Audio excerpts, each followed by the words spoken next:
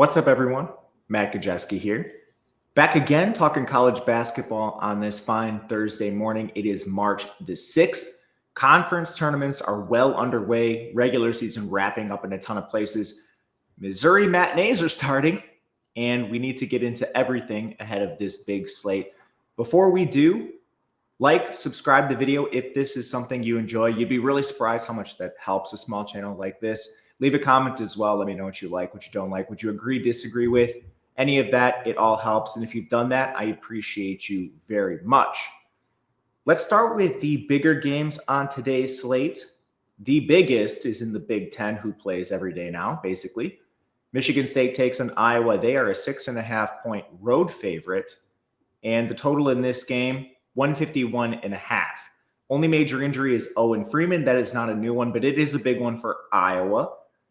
Resume-wise, Michigan State is 5-1 against the top 25. Just crazy resume they've put on paper, especially of late. Most of those wins are coming in February. To be specific, 4 of the 5. They just knocked off Wisconsin recently. They have road wins that are impressive. Maryland and Michigan in the last 2 weeks. They only have 3 losses outside the top 40, the worst of which is USC, and that's always going to be a tricky game in the Big Ten, at least the current structure of the Big Ten, when you're traveling. But it's an awesome body of work for Michigan State. They have firmly squashed the weak schedule allegations, in my opinion. Iowa, on the other side, has 2 wins in the top 50 all year. Northwestern by 1 point, who is number 47. And they did beat Indiana by 25. But, man, you tell me who's going to show up for Indiana the day before they played. You'd be the richest man on the planet, maybe, if you could bet that. Anyway, Iowa only has 3 of their 14 losses coming in the top 50, which is pretty crazy. This is still a good body of work. Or outside the top 50, excuse me, I missaid that. They only have 3 of their 14 losses coming outside the top 50. Utah State, USC, and Minnesota. So it tells you the strength of the Big Ten overall. But the real problem with Iowa is they've lost 10 of their last 13. And in that span, they don't have a win higher than number 64 Penn State. That was by 1 point. So resume-wise, it's not even close. Stylistically, Michigan State, they're tall, 17th in effective height, 2nd in rebounding. Iowa's not small. They're 121 in effective height, but they are 331 rebounding. This is an effort stat. They're not getting enough effort on the glass, and that's part of the problem, too, is this team is dead. So some of the games they've lost recently have been to egregious opponents in the Big Ten. They're playing like a team that doesn't even want to make the Big Ten tournament. Anyway, with Michigan State, you have to know going in, they're not the best shooting team, which does lead to some volatility. They're 174th in effective field goal, 345th in three-point percentage. But they don't take threes. They work on getting to the rim. Iowa's atrocious on defense everywhere. So that should be a place where Michigan State can score. As for Iowa, if they're going to win this game, they're going to need to outshoot Michigan State and have some sort of outlier performance. They're 18th in effective field goal and 23rd in three-point percentage, but this is about as bad of a matchup as you could possibly draw up. Michigan State is 5th in total defensive efficiency, and they are 4th in perimeter defense, defending opposing teams from 3. About as bad as you can possibly get in this matchup. We laid the 6.5 with Michigan State. Very comfortable with this number, and one that's widely available. Forgot to mention this at the top. We are talking about gambling. If you or somebody you know has a gambling problem, please call or text 1-800-GAMBLER. You must be 21 or older to play in most areas. Next up, to Conference USA, Liberty takes on Middle Tennessee. This game is a pick'em right now. The total is 141.5, and there's no major injuries in this game. Right away, this is a rematch from January 4th. Liberty won 73-63 on their home floor. Held Middle Tennessee to 42% from 2, 26% from 3. They were out-rebounded, and they did allow 15 offensive boards. That's at least a weakness that's worth mentioning. But this is a big game in Conference USA. These teams are tied for second. They're both trailing Jacksonville State by a half game. Liberty is 2-0 against the top 100. They have some good wins, Kansas State and McNeese State, both of those in the top 66. They do have 6 losses outside the top 100, but none are lower than 150 UTEP. So it's an overall good body of work for Liberty. Middle Tennessee is 1-3 against the top 100. Their lone win came against Lipscomb. 6 losses outside the top 100, but none lower than Murray State at 148. So a pretty good body of work from Middle Tennessee as well.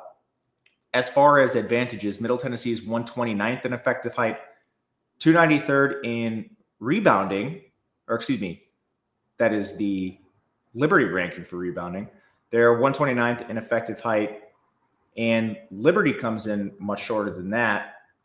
Apparently I have this error on my sheet. Excuse me, guys. Try to get this up and running quickly. Liberty's 283rd in effective height, and the rebounding edge is 158 for Middle Tennessee, 293 for Liberty. So that is a big advantage coming on the glass, one we did see play out in their first game. And with that said, I think it's somewhat of a priority. Liberty doesn't prioritize offensive rebounding. Middle Tennessee does. Liberty prefers to just get back on defense and not get cooked in transition. They're 361st in offensive boards. Middle Tennessee's 163. But defensively, Liberty actually has a strong edge. They're 57th in defensive rebounding, Middle Tennessee 168. So I'm very curious to see whether this advantage extends into this game as well. It's really the 15 offensive boards. You can't allow that again in this matchup if you're Liberty. As far as shooting goes, it's not particularly close. Liberty 9th in effective field goals, 17th from 3. And this team is awesome on defense. They're 29th in total defense. Middle Tennessee is 189th in effective field goal, 266 in three-point percentage, and 134th in total defense. So really, outside of the boards, most of the advantages are coming in on Liberty. And even interior scoring is an advantage for Liberty despite playing a smaller lineup. It's close, but there's basically a significant gap everywhere else on offense for this team. When you look at Liberty inside, they're 27th in interior scoring, 71st in interior defense. Middle Tennessee, 135 to 86. Advantage Liberty both directions. And, I mean, spacing is very good for Liberty. They have 4 players over 40% from 3, highlighted by Colin Porter at 45%. Their most prolific shooter, Caden Matheny's at 38%. And you just don't really have any shooters for Middle Tennessee if this game starts to get up and down. Now, I don't know if that's very likely. Liberty slows the pace. But you don't have anyone above 32% except Justin Porter for Middle Tennessee. The real key to stopping Middle Tennessee, honestly, is just putting a lid on Essa Mustafa. And I think that's possible for Liberty. Owen Aquino's Liberty's best defender. Mustafa did have 14 points and 16 boards in the first game, a lot of them offensive. So that is a concern. But Liberty on paper is the better team overall. They do have enough advantages. And you really just need to neutralize the height and scoring inside with Mustafa, and you should get this game done. We played Liberty at a pick'em that is still widely available and where we will settle. To the Horizon, it's the quarterfinals of the Horizon tonight, a ton of big games. The most actionable one, I think, right now is IPFW plus 1.5 against Youngstown State. The total is 156. These are home sites. Youngstown State will be playing at home in this game. That's the case for all these quarterfinal games. They travel to India, I believe, for the semis and the final. But injuries, IPFW's Jalen Jackson. Then you have EJ Farmer for Youngstown State. Farmer hasn't played in a bit. These two split the regular season series. It was basically whoever played at home won the game. And now this is the 4-5 matchup in the Horizon. As far as resumes, IPFW was 0-3 against the top 100, but they did play UCF and Penn State to 13 points or less. Pretty good showings from them. They have 4 wins in the top 200. They swept UW-Milwaukee, who is their best win at number 138. They do have 4 losses outside the top 200. They bottomed out against Detroit at 338. Youngstown State played 1 game in the top 100. It was against Ohio State. They got slaughtered, so not really too much to see there. But they have 5 wins in the top 200. That's 1 more than IPFW. Their best win is against Robert Morris at 151. 5 losses outside the top 200. Some of them are concerning. They have more concerning data points than IPFW. 278 Stephen F. Austin, 299 Western Michigan, 312 IUPUI. Rest in peace, IUPUI. I will not call you IU Indy. I'm sorry. Stylistically, the big advantage for Youngstown State is height, and I'm not really sure what to make of this. They're 119th in effective height, 245th in rebounding. They have a 7'3 center, Gabe Dines. He has some limitations, and I mean, he's playing at Youngstown State. If you're a 7'3 center at Youngstown State, you probably have limitations. He fouls a lot, 4.8 fouls per 40 minutes. His real strength is on defense, where he has a solid block percentage. It's second nationally, but he doesn't score the ball, and he doesn't often play full allotment of minutes. But it's still an advantage. IPFW is 326 in effective height and 350th in rebounding. I don't know if it is a big mismatch, though, because you have 2 data points already with Gabe Dines. He had 8 points in each of their first 2 games, 16 points combined. So I'm just not sure, like, some of these height advantages are really going to express themselves on offense. Rim protection is certainly an advantage, but I have questions with this Youngstown State team, especially because they can't shoot. They're 215th in effective field goal percentage, 299th in 3. They're 123rd in 2-point percentage, but a lot of that's not Dines. And they still shoot a ton of threes. For being 299th in 3-point percentage, they're 42nd in 3-point rate. And IPFW has pretty good rim protection. They're 133rd on the inside, despite, I don't know. I don't think Dines is capable of exploiting this, is my point, really. On the other side, IPFW is 39th in effective field goal, 27th from 3. They shoot a ton of threes as well, 49th in 3-point rate. Both these teams launching threes, but only one team is good at them. Youngstown State is certainly better on defense. We already mentioned the Dines effect. He protects the rim well, awesome block percentage. But then you have solid perimeter defense from Youngstown as well. They're in the top 100 there. But I still think the spacing is a problem for this Youngstown State defense. IPFW is 5 players over 38% from 3. Rasheed Bellows at 43.5%. So the shooting should be an advantage for IPFW. IPFW also never turns the ball over. They force the 43rd most turnovers in the country. Youngstown is 211th in turnovers committed. So big advantage for IPFW. Foul margin's about equal. And I think, honestly, like, it could be argued that it's more problematic for Youngstown because Dines is the one that is usually fouling people. We make this slightly outside the spread. Right now, we basically have this as a -1 in favor of Youngstown State. I played an IPFW plus 2.5 at open. I still see some plus 1.5. There is some value on that. That's the current line we're seeing on the screen. And really, this comes down to, can IPFW shoot over the top of Youngstown State? And what does Gabe Dines give you inside? Because I'm honestly not sure at this point. Saw him play live against UW-Milwaukee, and it was not very pretty. Let's go to our next game. This is the matinee we need to talk about in the Missouri Valley Conference. They're playing these games in St. Louis. It's a pick'em right now, and the total is 156.5. Not really any major injuries. Antoine Massey's been out for Southern Illinois, but that's not really a new thing, and he's not really a main contributor. This is actually a rematch from the weekend, and the first thing I'll say is I'm not sure how much either of these teams were showing with this conference tournament on deck. This is the 8-9 matchup, so you need a run from either of them, which is not likely. But if you're going to win it, it would be a huge upset, and you kind of need to run. Anyway, Indiana State won 95-77 on their home floor. They crushed Southern Illinois in the glass and held them to 28% from 3. Those are concerns for me. But resumes are pretty even. Indiana State 4-13 against the top 200. Southern Illinois is 5-15. Best wins: Indiana State beat Illinois State. Southern Illinois beat North Dakota State. As for losses outside the top 200, Indiana State has 4. Southern Illinois has 3. The more concerning loss is on the Indiana State profile. They lost to 335 Southern Indiana. Southern Illinois has nothing worse than Evansville at 251. Rebounding, height is at least identical, but Southern Illinois is 101st in rebounding. Indiana State is 203rd. Interestingly, this was a matchup Indiana State won over the weekend, 41-29. So that's a concern. But shooting-wise, Indiana State 51st in effective field goal. Southern Illinois is 153. 2-point percentage, Indiana State much better inside. They're 27th. Southern Illinois is 194th. Then from 3-point, both of these teams are pretty even. It's 115-110.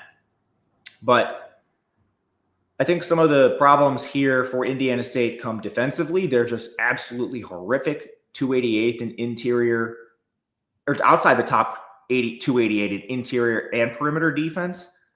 So yeah, they hold slight shooting advantages here, but they're also just infinitely worse on defense, which I think sort of neutralizes some of these potential advantages that they would have on the offensive end of the floor shooting-wise. And maybe rebounding wise, again, the numbers actually prefer Southern Illinois in rebounding. It's just that head-to-head favored Indiana State. But all this suggests that it's very close. The solid body of work makes this around -1 in favor of Southern Illinois. It's not the most value, but it did show enough and the line was about to move. So I did play the pick'em. I won't lie, this is not my favorite play on the board. And I do think there are advantages in Indiana State's direction. Again, this is a neutral game and is not being played at home. It is being played in St. Louis. So this is a tough one. We'll stick with the Salukis here and we'll see what happens. But if you're playing 1 or 2 games, this would not be where I look. Next up, we have the American. Wichita State takes on Rice. It's a 1.5 point spread in favor of Wichita State. The total is 144.5. No major injuries. Wichita's 3-4 against the top 100. They have wins over Minnesota, Kansas State, and Memphis. Best one being Memphis. 8 losses outside the top 100, 2 outside the top 200. They lost to Kansas City and Tulsa. Tulsa's at 288. They've battled injuries all year. It needs to be noted. Justin Hill missed 6 games. Ronnie DeGray missed 12. Ronnie DeGray is their best defender. Rice is 1-5 against the top 100. Their lone win came against Arkansas State. 12 losses outside the top 100, 3 outside the top 200. They lost to a D2 school, UNT Dallas. I'm pretty sure that's D2. I mean, you can correct me in the comments. It might be NAIA. So I don't watch a lot of D2 basketball. I won't lie. So I'm not super familiar with this team or how these divisions are comprised, but I'm pretty sure that's a D2 loss. Anyway, Rice plays a taller lineup. They outrank Wichita 61 to 215 in effective height, but Wichita does have a rebounding edge, 60 to 71 over Rice. They're just a better team, so I'm not really surprised by this. Wichita can struggle shooting the ball. They're 262nd in effective field goal, but Rice isn't much better at 271. The best place Wichita scores is inside. That is where Rice excels on defense if you're just looking to matchups. But I'm not really sure it's going to matter a ton in this spot. As we've seen with Rice, competition has been a problem. They've really struggled to step up. And it's not a drastic advantage. Rice is 51st on the interior in terms of defense. From there, Rice, they're trying to shoot the 3. That is where Wichita does struggle a little bit, 206 defensively. Rice is not fantastic. They're 158 in three-point percentage. So it's a middling matchup here, and I think there might be some room for growth with Wichita with DeGray back. Turnover margin slightly favors Wichita. Foul margin looks even. But the real thing I come back to with Wichita State is this team is much better at full strength. Now that they have Hill back, they have an extra point guard option. With DeGray, you have your team's best defender. And since all these players have been healthy, they're 6-2 in their last 8 games. Their only losses are to UAB and North Texas. Both those teams are in the top 3 of the conference, and they're single-digit losses. This Wichita State team is just playing far better now that they're at full strength. And this is one I just flat out disagree with the model, which, for reference, it has a hard time parsing when players are injured versus when they're in the lineup. So mathematically, we would make this inside the 1.5. I played the -1, expecting it to jump in favor of Wichita throughout the day, and it has. I think this could continue moving more, and if it doesn't, completely fine with the 1.5 at the current number. Briefly on that, if you're interested in the plays we make before the show or even after, a lot of times there's injury information that pops late in the day, which we make actionable plays with, especially in these conference tournaments. Some players have been sitting out for a while, then they return randomly. It's just a weird time of year with motivation. You never really know what's going to happen coming up to lock. And sometimes having complete information can lead to an edge. But anyway, all that is available in the Discord. We're projecting sides and totals for every game. We're projecting player props for all of the major games on the slate. And I think we might even get to some of the mid-majors. I'm not sure what the offerings will be for some of these conference tournaments, but I at least have a hunch that they'll be available. Whatever's available, we project. So that's rebounds, assists, points, minutes, even steals, blocks. All that is available in the Discord. It's $10 for a week, $30 for a month. So you could even just jump in for March. There's no long-term commitments. Trying to build a March Madness tool as well. Hopefully could have a demo video on that soon. But all that is below if you are interested in the description. Sticking in the American, Tulane takes on East Carolina. Weird game here. No major injuries. East Carolina is a 4-point favorite. Totals 145.5. Two teams just built with high major talent. Just to go through some of the players on these teams. Tulane has Rowan Brumbaugh from Georgetown, Caleb Banks from Indiana, Greg Glenn from Michigan. East Carolina has CJ Walker from UCF, Jordan Riley from Temple and Georgetown, Cam Hayes from NC State and LSU. A little bit of a disappointment considering all the high major talent these teams have. It's a rematch from February 19th. Tulane won 86-81 at home, basically outshot and out-rebounded. East Carolina forced 9 more fouls, shot 29 free throws. Pretty good game overall for them. Tulane does not have a top 100 win this year. They are 7-11 against the top 200. Their best win is against number 113 FAU in conference. They do have one awful loss. It's to New Orleans, who was 350 in OT. Weird things happen when these Louisiana teams play each other. I don't know what it seems to happen all the time when you've got like SELA, New Orleans, Tulane, LSU, and you get a lot of upsets. That was certainly one of them. East Carolina has 8 wins against the top 200. Their best win was a double OT win against George Mason. They have 1 loss outside the top 200 as well. It was to Gardner-Webb, which is not exactly a pretty loss either. So a very even body of work for both these teams. Tulane is significantly taller. East Carolina plays 320th in effective height. Tulane's 170th. But rebounding-wise, East Carolina is actually 120th. Tulane is 249th. That was not a major advantage in the first game. Tulane won the rebounding edge. So I think and they're taller, so I'm not super surprised by that, but it's just weird to see these rebounding numbers anytime you have like a significantly smaller team being better on the glass. I have questions. Scoring-wise, Tulane is just much better shooting the ball, 146th in effective field goal, 123rd inside, 204th from 3. East Carolina has really struggled on defense. They're 222nd overall. They're better on the interior, but again, I don't know if that's a super big advantage against Tulane, who's going to play you tall. And then Tulane is actually not horrible at shooting threes. So, this 361st perimeter defense for East Carolina is a problem. Then on the other side, East Carolina just cannot shoot, which is a surprise for me given their talent. 277th in effective field goal, 216th inside, 308th from 3. They can't score anywhere. Tulane is actually top 160 in defense with top 100 marks inside and out. The reason they're dinged a little bit is from turnover stuff. So this is a good Tulane defense overall, better than you would expect seeing them coming in at 160 in total efficiency. And then as far as the periphery, these teams actually force the same amount of turnovers percentage-wise. They're tied at 135th, so that's not a huge mismatch. Tulane should be, I think, less than +4 inside that number. This might move. I played this at the +4. I have seen East Carolina take some money. I'm not super surprised given their roster, given the home court. But I think the rosters are similar, and I think there's a lot of advantages Tulane's direction in this game. I would play anything inside of +4, or I guess +4 and beyond is a better way to say that. And this is one that is already on the card. Back to the conference tournaments. We're in the craziness of the Sun Belt. Georgia State takes on Georgia Southern. Georgia Southern is a 3.5-point favorite. The total is 152. Only injuries on Georgia Southern. Nate Brawford hasn't played. He missed their last game at least, and he was limited in the game before. And this is actually one that might affect them because they played yesterday in this very conference tournament. They had to win to get here. Georgia State was the team off the bye. So I'm not sure what his status is. He's actually very efficient. He doesn't play a full role, but good role player for this team. His injury is something worth monitoring, or absence, whatever it is. These teams split the regular season series. Each team won at home. They were decided by 5 combined points. The first game was an OT. Just a great matchup between these two rivals. This game, of course, will now be on neutral. And again, Georgia Southern played yesterday. They played Southern Miss, which wasn't really a competitive game. It was 78-64. But they had to play yesterday, so they're coming off, a back-to-back. Resume-wise, both these teams have 2 top 200 wins all year. Georgia Southern beat both their wins. The best win is against App State at 160. Georgia Southern, 3 losses outside the top 200. Worst one against Southern Miss at 298. Georgia State, 5 losses outside the top 200. Their worst is against Coastal Carolina at 326.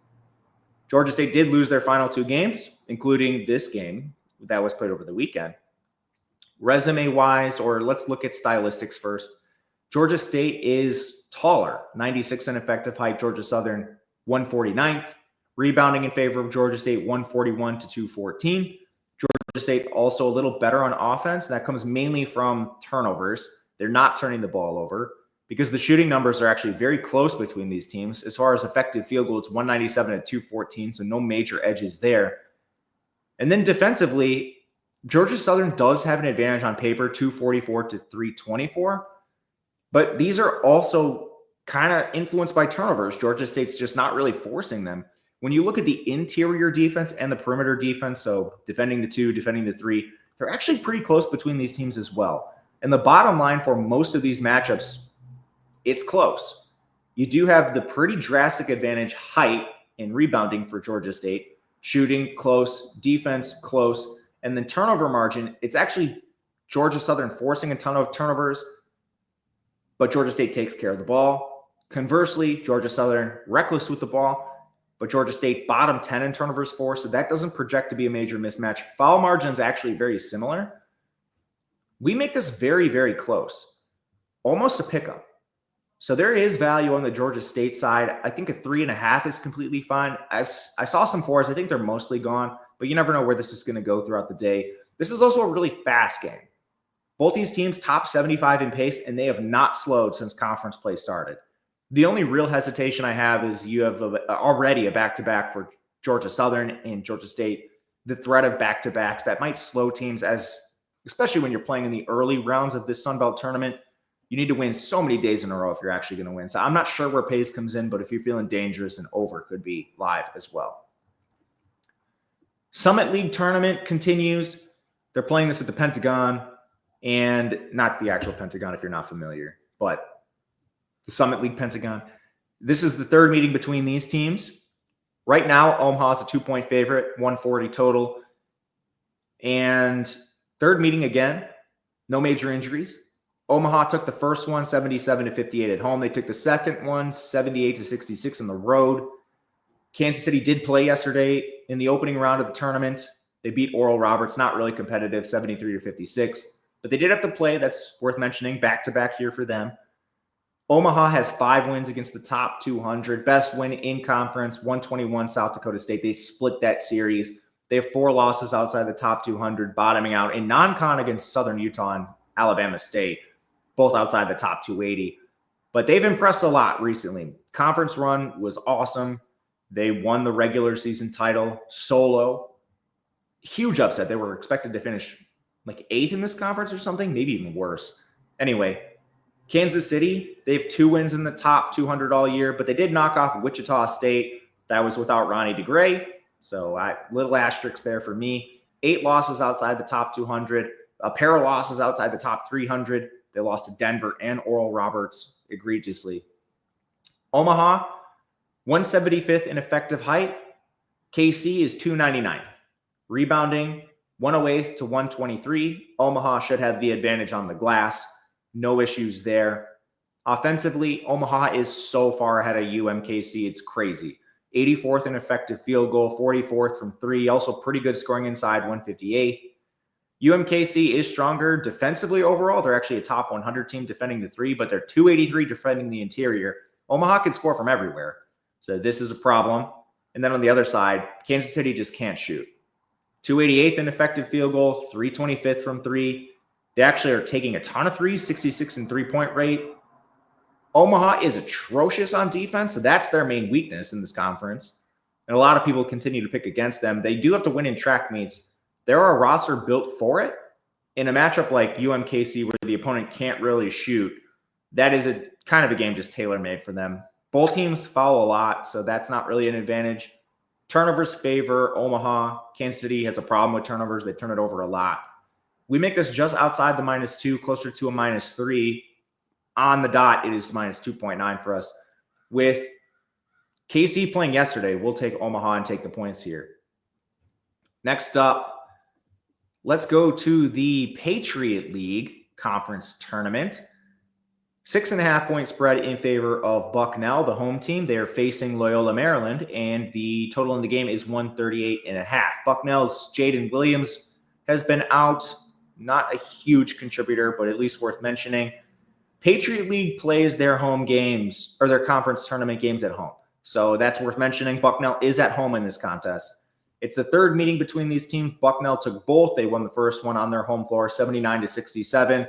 Second one was a little greasy, 70-67, but it was on the road.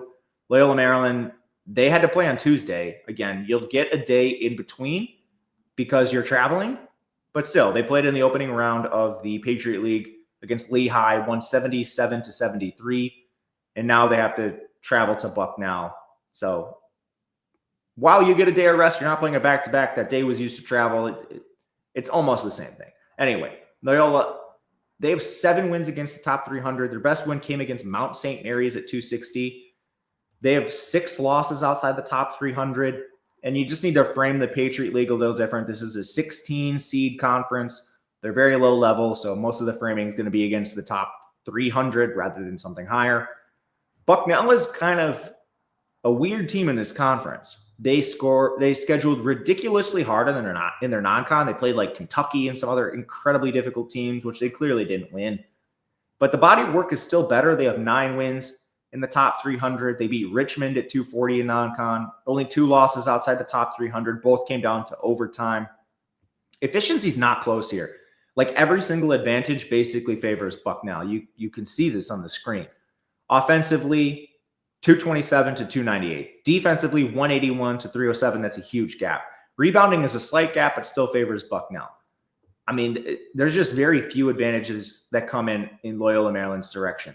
And height, Bucknell, 68th. Loyola Maryland, 226th. Like the only real advantages here, Maryland is slightly better from the free throw line. They don't force a lot of fouls, so that's not really that great. They're slightly better in offensive rebounding. That's more of a preference than anything that's actionable in this game. Tough matchup for Loyola Maryland. I think this is a quick exit for them, and we play Bucknell minus the 6.5. To the Sun Belt again on the other side of the Sun Belt as they play doubleheaders every day. Old Dominion plays Texas State. This is a big clash in styles. It's a 4-point spread in favor of Texas State. The total is 142. Couple injuries. Old Dominion, Stephen Walker and Devin Caesar have been out. Texas State's Dylan Dawson as well. Not major contributors. Rematch from February 5th. Old Dominion won. They scored the upset on their home floor. They did it by crushing Texas State on the glass. Neither team shot the ball well, but Old Dominion had 23 offensive rebounds, 45 rebounds total, but 23 on offense. They also caused a lot of fouls, 23 free throws. They made 19. This is not a good free throw shooting team, so that was definitely an outlier performance. But when you shoot 23 free throws and Texas State shoots 9, even if you're not a good team, it's going to lead to a lot of avenues to victory. So this is a very concerning outcome, even though I think Texas State is the better team and they have plenty of advantages on their own. That's just what happened in the first game. Resume-wise, Old Dominion's bad.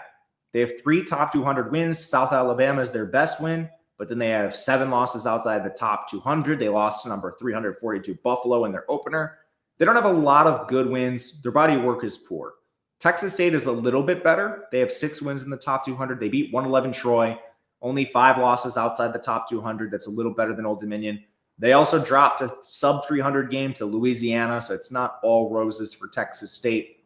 You don't end up playing in the third round of the Sun Belt tournament if it was. The biggest mismatch here in favor of Old Dominion is height. They're 183rd. Texas State is 327th. Rebounding, I'm surprised this was such an advantage in the first game because Texas State has not been a bad rebounding team this year. They're 77th in rebounding, which is actually ahead of Old Dominion. So what happened? Was this an effort thing? I'm just not sure because Texas State is typically not the taller team, but they're still 77th in rebounding. Something happened in that first game, and it might have just been a sleepy game. They fouled a ton as well. You never really know motivation game in and game out or what's happening with these rosters. Just worth mentioning, the advantage on paper did not play out in their first game. And then from there, the other mismatch in favor of Texas State this time is just pure shooting. They're over 200 spots ahead in total offense, 163rd in effective field goal. They shoot a lot of threes. They shoot them well. They're 51st in three-point percentage. Old Dominion is like a bottom 5 team shooting in the country. They're 360th in effective field goal. 360th. That's egregious. Anyway, defensively, Old Dominion has a slight edge that's really just because they force more turnovers. But the problem is Texas State is not a turnover team. They don't commit turnovers. So that edge is sort of neutralized. And then when you look at the actual metrics inside, Texas State is 52nd on interior defense. They do struggle from the perimeter, but Old Dominion has to win inside. They cannot shoot. So this is a pretty tough stylistic matchup for Old Dominion everywhere except the boards. And even there, on paper, Texas State is better. It's just really that first matchup that has me hung up. Like if Texas State could get a box out and then maybe avoid 23 offensive rebounds, this is probably a game they should win. We make this just outside the -4. They're by far the more talented team in the matchup. It really just comes down to effort and if they can actually close out and box out their opponent in Old Dominion. But that'll do it for us today. We'll keep the outro short. Thank you guys for watching. Much appreciated. Good luck, and we'll see you tomorrow.